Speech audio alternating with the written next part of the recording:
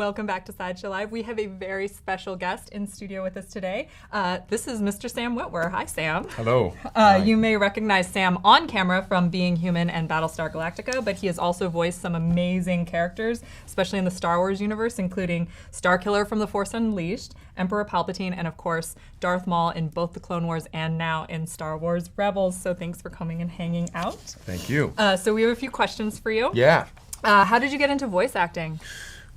Through Star Wars, really. I mean, I was never trained to be a voice actor. I still don't know what I'm doing as a voice actor. I'm sorry, I keep looking at this guy. Well, I mean, why wouldn't you look at that guy? He's kind of amazing. Wow. Yeah, this is the really first good. time we've shown the prototype of Darth Maul on the live show, and then also we thought it was appropriate to show it to Sam. And we hear that you're a big Star Wars fan, just a little bit. Yeah. Well, yeah. So basically, the way that my first voice acting gig was Star Wars: The Force Unleashed, and by that I mean that the Apprentice stuff, the Starkiller stuff, wasn't really that wasn't new to me because we were on camera. It was mocap, and it was so I was just acting with other actors, and I knew how to do that. But at some point I'm like, hey guys, so is Ian McDiarmid doing the Emperor for Force Unleashed? And they're like, no. I'm like, well, who are you getting? And they're like, we're not sure yet. And I'm like, well, you should get me.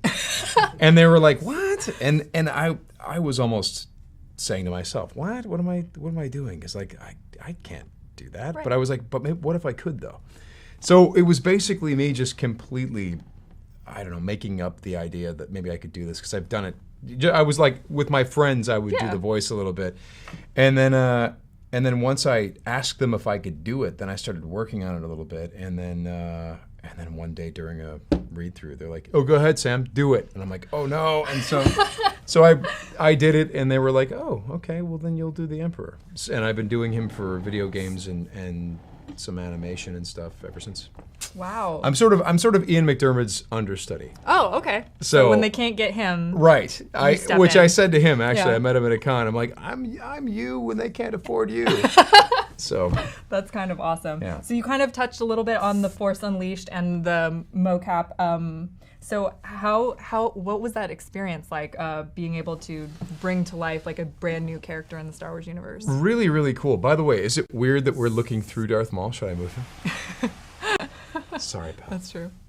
He's a good guy. He's a good guy. He's a good guy. Was it weird to be? What was the question? It was just, can you tell us about the experience of like Starkiller and creating a new character in the Star Wars universe? Just nerve-wracking. Anytime that you work for Star Wars, it's a little bit nerve-wracking because you know that if the fans don't like it, you're screwed. Well, luckily, the fans love Force Unleashed. Yeah. I was so happy that they did. Yeah. But it was terrifying. I remember we were trying to figure out the tone of Star Wars, and we would do a scene, and it wouldn't feel particularly Star Wars. Mm-hmm. And then I was like, guys, what if we try it again, but faster, more intense? And faster, more intense. Those are the only two directions that George Lucas gave in the original Star Wars. So, do it again, faster, more intense. So we would do it again, faster, more intense, and suddenly it felt like Star Wars. That's so awesome. that we kept trying to figure out what we could do to make a character that felt like he fit in that late 70s movie. That's awesome. And it was like, this scene, he should be a little bit more Luke's. We figured, okay, this is so geeky. We figured out a formula for Starkiller. Okay. And this is so weird. I've never done this for any other character that I've ever played, but we were like, okay, he is, let's see if I can remember what it was. He is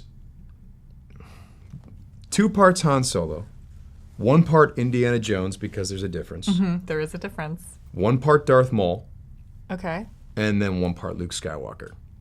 And that was the key part. If you didn't get the Luke Skywalker part in there, the character didn't work. But that's how we figured it out. Yeah, that actually makes complete sense. Isn't that weird? Yeah, that does actually, like, because I played the game through, so I'm thinking, I'm like, yeah. 2 parts Han Solo, 1 part Indiana Jones, Jones, 1 part Darth Maul, 1 part Luke Skywalker. So we were just mining Lucasfilm characters and be like, let's mix them up and make this Yeah. Oh, that's awesome. What a great formula. Yeah. And in that game, you went head-to-head with this guy. This guy. And pretending he was this guy, but he was this guy. Yeah. He was this guy. Darth Maul has evolved so much over the years, and he's so much more complicated than he was. Yeah. Can you tell us more of like his journey and what he's been through while you've played him? So nuts. None of us could have guessed that how this was all going to go. Because I started out on the Clone Wars playing a character named the Sun in the Mortis trilogy. Yeah. Mm-hmm. That's actually my favorite series of episodes in the Clone Wars. Oh, really? Yeah. Well, I'm happy to hear that. Yeah. Yeah, it's sort of the mythological touchstone for both Clone Wars and Rebels and stuff like that. There are even subtle references to it in Rebels episodes that have already aired. Stuff like that. Like, Twilight of the Apprentice, there's little nods to Mortis in Twilight of the Apprentice. So Dave Filoni hires me to play the Sun, and then this is the first time I'd ever met the guy, and he's like, "Hey, what's up? Welcome to Clone Wars. Force Unleashed, great." And I remember that on the first day there was a scene between Matt Lanter and the actress who plays Shmi Skywalker. Anyway, Anakin was having a scene with his mother, his dead mother. Yes. And he says something like, I have a wife. I want you to meet her. And wonderful scene. They played it really well. Lanter did a great job. It's and then heart-wrenching I to raised watch. my hand and I said, "Hey." And he's like, yeah, what's going on? I'm like, because they were about to move on to a new scene. And I was like, we kind of have to do that one again. And everyone's looking at the new guy like, what? Like, who is What do you mean he has this? to do it again? I'm like, Padme and Shmi already met. And They did. suddenly in everyone's Clone like, Wars. what? Yeah. And I see Dave Filoni on the other side of the glass, and he's like, and he's just like, and then there's a conversation happening behind the glass in the control room. And I look over at Ashley Eckstein, and Ashley Eckstein's like, I've never seen anyone out-geek Dave Filoni. So you were kind of that perfect was for this world. doing that and doing, messing around with the Mortis character and trying to evoke different Star Wars villains through the Mortis character. Dave Filoni, at the end of that working experience of doing those 3 episodes, he goes, "Hey, what do you think about the idea that Darth Maul maybe survived the fall and being cut in half?" Because there was some rumbling at that time that had happened. Yes. And I'm like, I don't know. That's a little weird. That's strange. And he's like, yeah. Anyway, there might be something down the road for you, so, And I'm like, what, like a bounty hunter? He's like, yeah, maybe. Sure. And then I leave. And I had no idea what he was trying to tell me there at the time, even though he made it fairly obvious. Yes. And then a year later, I got a phone call, and they're like, hey, he calls me up, and he goes, listen, man, I need Darth Maul. Can you do it?